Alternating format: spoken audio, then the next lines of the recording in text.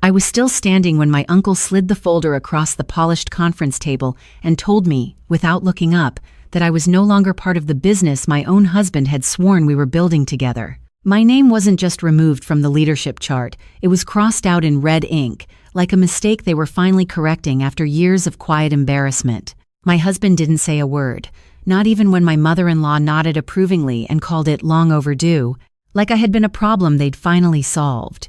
And just like that, in a room I had walked into believing I still belonged, I became a stranger they were ready to erase. If this story speaks to something deep in you, only if it truly resonates with you, take a second to like, subscribe, and share where you're watching from, along with your local time, because I always wonder who's out there listening when stories like this finally get told. My name is Victoria Hayes. I'm 44 years old, and that night at my husband's family headquarters was the moment everything in my life split cleanly in two, before they knew who I really was, and after they realized what they had just done. It started in a building that smelled faintly of polished wood and old money, the kind of place where decisions are made quietly but consequences echo for years, and I remember thinking as I walked in that morning that nothing had changed, that the same portrait still hung on the walls, the same long table stretched across the room, the same seats arranged in a hierarchy no one ever questioned, except maybe me. I had flown in from Northern Virginia less than 12 hours earlier, still carrying the weight of a schedule that didn't allow mistakes, still wearing the calm I had learned over 2 decades in environments where hesitation could cost more than money. But the moment I stepped into that room, I felt it, that familiar shift, the one where conversations lowered just enough, where eyes glanced and then looked away, where you could tell without anyone saying it that you weren't entirely welcome. My Uncle Richard sat at the head of the table, exactly where he always sat, fingers steepled like he was about to deliver something important, and to his right was Daniel, my husband, scrolling through his phone as if this were just another routine meeting, not the one that would quietly rewrite the entire structure of the company. No one greeted me when I took my seat. No one asked about my flight. No one acknowledged the fact that for the past 3 years, I had been the one quietly securing the partnerships that kept their contracts stable when markets shifted and competitors circled. Instead, Richard cleared his throat, opened the folder, and began outlining a strategic restructuring, his words smooth, rehearsed, and detached, as if he were presenting numbers instead of dismantling a person's place in the family. He talked about efficiency, about leadership alignment, about moving forward with people who understood the business at its core, and I noticed the way his eyes never once met mine when he said it.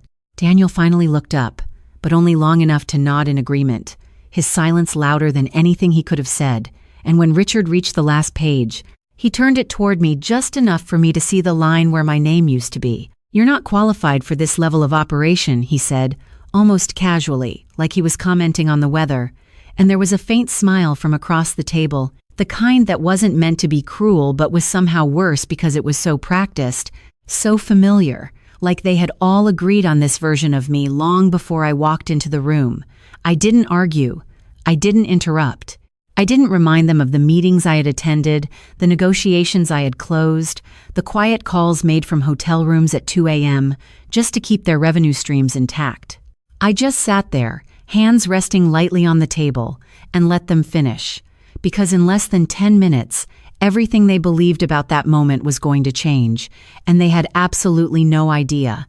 I watched him slide that folder back toward himself, like the decision had already been signed, sealed, and buried. And for a moment the only sound in the room was the low hum of the air conditioning and the faint tapping of someone's pen against the glass table, a rhythm that felt almost deliberate, like a countdown I did not need anyone else to hear. My mother-in-law leaned slightly forward, folding her hands with that same polite composure she always wore in public, and said, "This is not personal, Victoria. It is just what is best for the company." And the way she said my name made it sound like something temporary, something that had overstayed its welcome. Across from me, Daniel finally set his phone down, but he still did not meet my eyes, instead focusing on the papers in front of him as if the ink mattered more than the person sitting a few feet away. And I realized then that whatever this was, it had been decided long before I walked through those doors. Richard continued speaking, outlining the transition plan in careful, measured language, assigning responsibilities, shifting authority, redistributing contracts like pieces on a board, and every time he mentioned something I had built or secured, he credited someone else, usually Daniel or his brother, as if rewriting the past in real time would make it true. I let him talk. I let all of them talk. Because the more they spoke, the clearer it became that they did not just misunderstand my role, they had erased it entirely, reduced it to something optional, something replaceable, something they could discard without consequence. At one point, Daniel's brother leaned back in his chair and said, almost laughing, "We need people who actually know how this business works," and a few quiet chuckles followed, not loud enough to be called cruel, but sharp enough to land exactly where they were meant to, and I noticed the way no one corrected him, not even Daniel, who simply nodded like he agreed.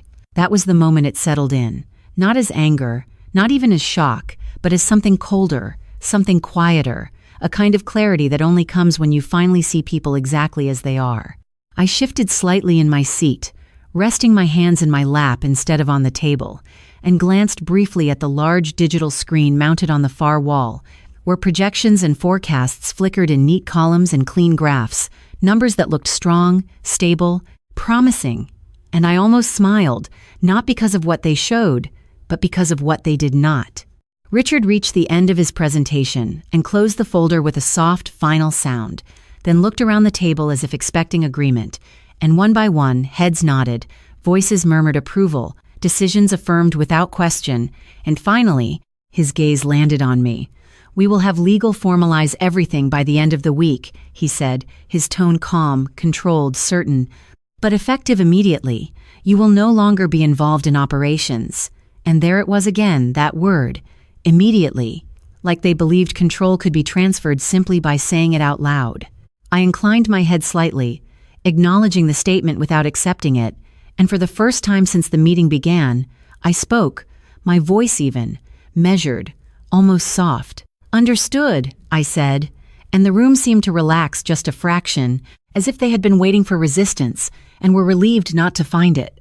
Daniel exhaled quietly, leaning back in his chair, and someone across the table reached for their coffee, conversation already beginning to shift toward what came next, toward plans and projections, and a future they believed they now fully controlled. No one asked me anything else. No one wondered why I did not push back. No one questioned why I simply accepted the outcome and rose from my seat with the same composure I had walked in with. And as I gathered my bag and stepped away from the table, I caught my reflection briefly in the glass wall, steady, composed, unchanged, and I realized something they had not yet figured out, something they would understand very soon, that removing me from the room did not mean removing me from the business, and that the silence I had chosen was not surrender, it was timing. I stepped out into the hallway and let the glass door close behind me with a soft click, the kind of sound that usually meant separation, but not finality, not yet, and for a moment I just stood there, looking down the long corridor lined with framed deals and milestones that bore their name, but carried pieces of my work embedded in every line.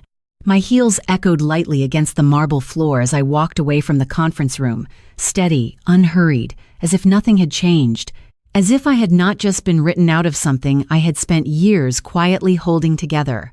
Halfway down the hall, I stopped near a window overlooking the parking lot where black cars sat in neat rows, identical, predictable, controlled, and I reached into my bag, pulling out my phone with the same calm precision I had used in far more critical moments where timing mattered more than emotion. I did not rush. I did not hesitate. I opened my email, scrolled past unread messages, and selected a draft I had prepared weeks ago, not because I expected this exact outcome, but because I understood people like Richard, people who believed control came from titles and rooms and signatures they could see. The subject line was simple, almost understated, and the body contained exactly what it needed to. No more, no less, language that was clean, final, and impossible to misinterpret. I read it once, not to check for errors, but to confirm the timing. Then I glanced briefly at the time displayed on my screen, 10:23 in the morning, and I pressed send. The message left my outbox in less than a second, quiet, invisible, like most things that truly matter.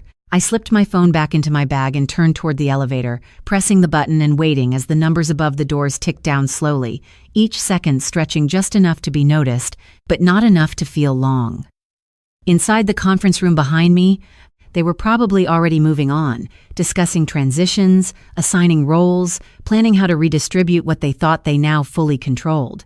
The elevator doors opened with a soft chime, and I stepped inside alone, watching my reflection again in the mirrored panel, composed, unchanged, almost detached. And as the doors closed, I felt it. Not satisfaction, not yet, but alignment. The quiet certainty that comes when everything is exactly where it needs to be. The elevator began its descent, floor numbers blinking one by one, and somewhere between the 5th floor and the lobby, the first call came through. I could hear it faintly through the walls as the signal caught, a distant vibration echoing from my bag, but I did not reach for it, not yet. I let it ring. Then another, and another, layered over each other in quick succession, urgency building, in a pattern I recognized immediately. When the doors opened to the lobby, the receptionist looked up, her expression shifting slightly as she noticed the way my phone continued to buzz, and I offered a small, polite nod as I walked past, the glass entrance ahead reflecting the bright midday light. Outside, the air was crisp, just cool enough to sharpen the edges of everything, and I paused at the top of the steps, taking in the quiet for half a second before reaching into my bag and pulling out my phone. The screen was filled with notifications, missed calls from Daniel, from Richard, from numbers I knew belonged to their financial team, their legal department, people who never called without reason. I selected one message at random and opened it, reading the first line slowly, deliberately, as if confirming something I already knew.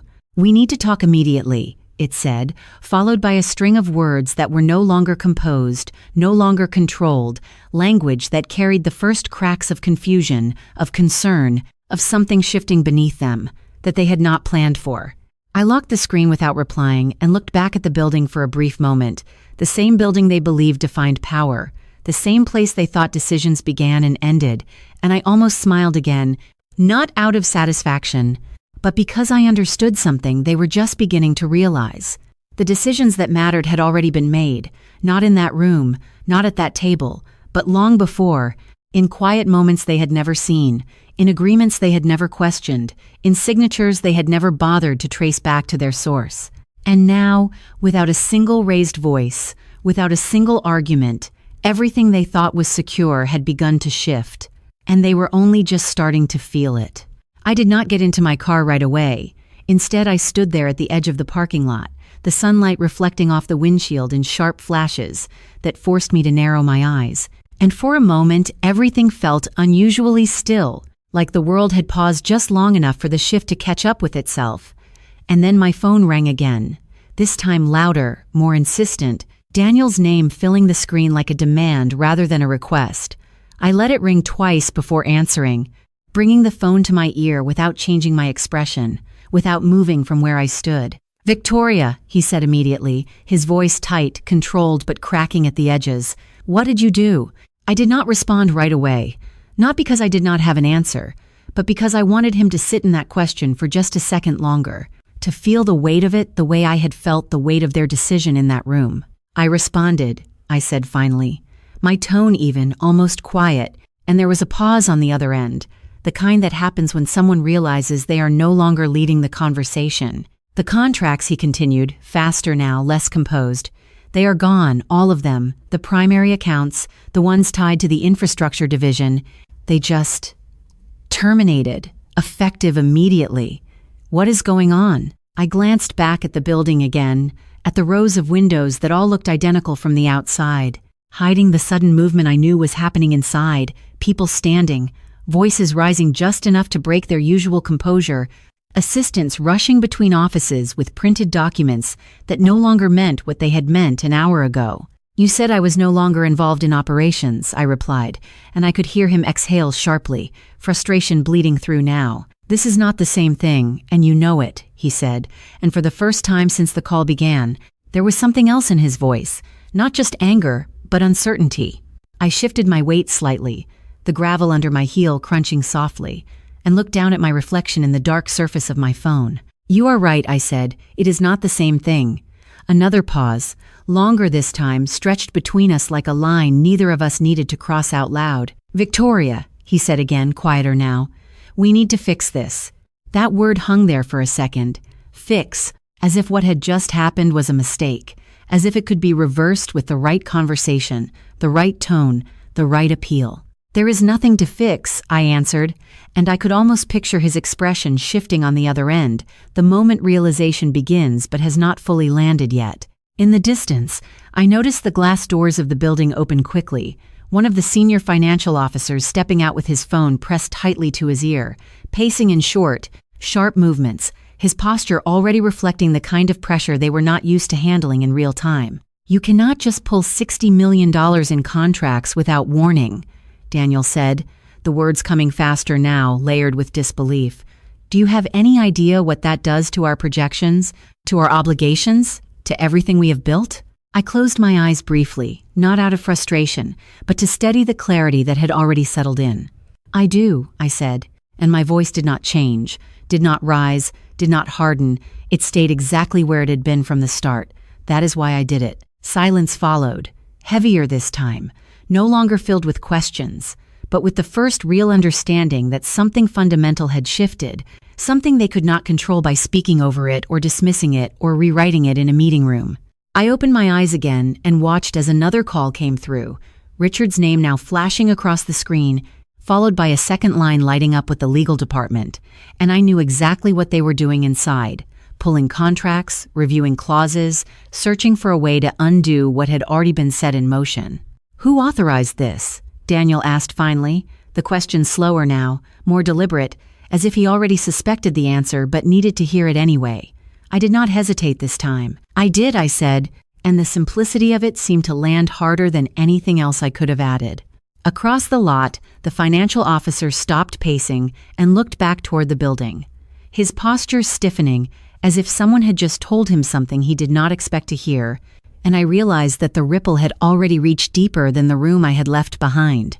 "That is not possible," Daniel said, but there was no conviction in it anymore, just the echo of what he wanted to believe. I let the silence sit between us for one more second before speaking again, my voice steady, controlled, and final. "It is," I said. "You just never asked who was on the other side of those agreements." And this time, when the silence came, it stayed. I did not end the call immediately, even after the silence settled between us, because there was something important about letting that moment breathe, about allowing Daniel to sit in the reality that had already moved past him. And when he finally spoke again, his voice was different, stripped of the certainty it had carried earlier that morning, replaced with something far less stable. "Victoria, if this is about what happened in there, we can talk about it. We can work this out," he said. And the shift in his tone was subtle but unmistakable, no longer dismissive, no longer superior, but searching, as if he was trying to find the version of me he thought he understood.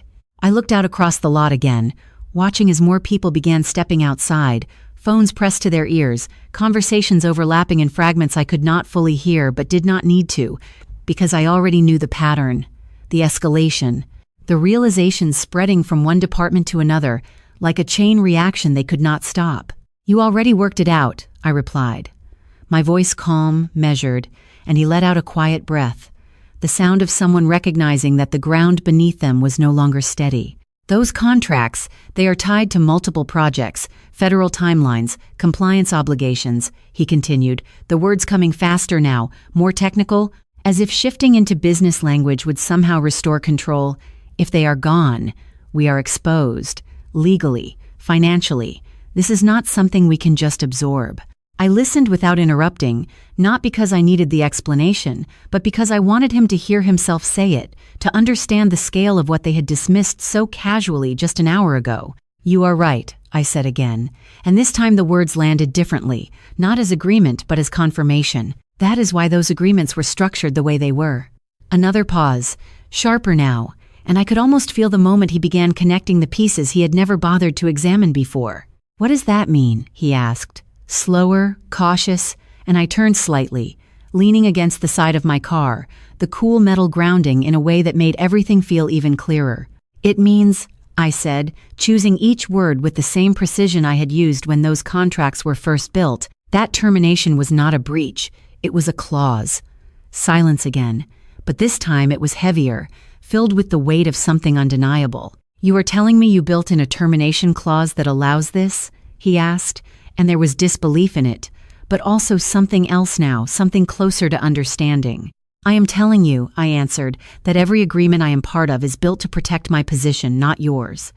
In the distance, one of the executives raised his voice just enough for it to carry across the lot, a sharp, urgent tone that cut through the air, and another person hurried past him toward the entrance, documents in hand, as if paper could still fix what had already been decided. "Victoria, listen to me," Daniel said. And now there was urgency, real urgency, not the controlled version he used in meetings, but something more immediate, more personal. "This affects all of us. This affects the entire company. The employees, the investors, everything." I let his words settle, not dismissing them, not arguing, just allowing them to exist in the space between us, because they were not wrong, they were just late. "You should have thought about that before you decided I was not part of it," I said quietly, and for the first time since the call began, there was no immediate response, no attempt to redirect or reframe, just silence, raw and unfiltered. I could hear movement on his end now, chairs shifting, voices in the background, someone asking him a question he did not answer, and I knew exactly where he was, still inside that room, still surrounded by people who were only just beginning to understand that the foundation they trusted had never been entirely theirs. "Richard is asking for you," he said finally, his voice lower now, almost careful. "He wants to speak with you directly." I looked back at the building one more time, at the same windows, the same structure that had seemed so solid that morning, and I felt nothing urgent, nothing rushed, just the same steady clarity that had been there from the moment I chose not to argue. "I am sure he does," I said, and I could hear the unspoken question waiting on the other end, the expectation that I would come back, that I would step into that room again and explain, justify, negotiate. I let the moment stretch just long enough before answering. "But I am not in that room anymore," I continued, my voice even, controlled and final. "And for the first time, neither is the control you thought you had." And this time, when the silence came back, it was not just his, it was theirs. In the weeks that followed, the noise faded, not all at once, but gradually, like a storm moving farther and farther away, until all that remained was a quiet you could finally breathe in without tension sitting behind your ribs. The company did not collapse, not entirely, but it changed, forced into a version of itself that could no longer rely on what it never truly understood, and for the first time in years, I was no longer carrying something that was never acknowledged in the first place. I moved forward in a way that felt unfamiliar at first, not because I lacked direction, but because I finally had space, real space, the kind that is not shaped by someone else's expectations or quiet dismissals.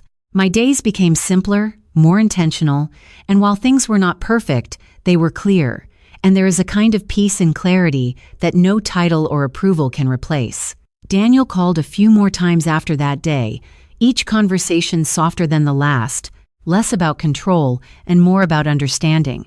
But some distances, once created, do not close the same way they opened, and I learned that not every relationship is meant to return to what it was, especially when what it was required you to be smaller than you truly are. Looking back, I do not see that moment in the conference room as the day everything fell apart. I see it as the moment everything aligned, when the truth of who I was and the reality of how I was treated could no longer exist in the same space without something breaking, and what broke was not me. The lesson I carry from all of this is not about power, not really. It is about boundaries, about understanding that your value does not decrease just because someone else fails to recognize it, and more importantly, that silence is not weakness when it is chosen with intention. There is a difference between being overlooked and allowing yourself to be erased, and I had been standing on that line for longer than I wanted to admit. If you are listening to this, and something in it feels familiar, if you have ever sat in a room where your voice was dismissed, where your presence was tolerated instead of respected, I want you to understand something that took me years to fully accept. You do not need permission to step into your own authority. And you do not need validation from people who benefit from you doubting yourself. Protect your work, protect your time, protect your financial independence in ways that do not require explanation, because security is not something you announce. It is something you build quietly, steadily, and intentionally. Trust your instincts, that quiet voice that tells you when something feels off, because more often than not, that voice is not fear, it is clarity waiting for you to listen. I believe, in my own way, that there is something greater guiding us, whether you call it faith or God, or simply the universe aligning things in ways we do not always understand in the moment, and sometimes what feels like rejection is actually redirection, a shift that moves you out of spaces that no longer deserve access to who you are becoming. Healing is not loud, it is not dramatic, it is quiet, steady, and often invisible to everyone except you, and that is enough. You do not have to prove your worth to anyone who has already decided not to see it, but you do owe it to yourself to never forget it again. Thank you for being here, for listening, for holding space for a story that might echo something in your own life. Because if there is one thing I have learned, it is that none of us are as alone as we think we are in these moments. And if this story stayed with you in any way, feel free to share where you are listening from and what time it is for you right now. And stay connected if you want more stories like this, only if it truly resonates with you. My name is Victoria Hayes. I am 44 years old, and the lesson I want to leave with you is this: never let anyone define your worth when you have already done the work to define it yourself.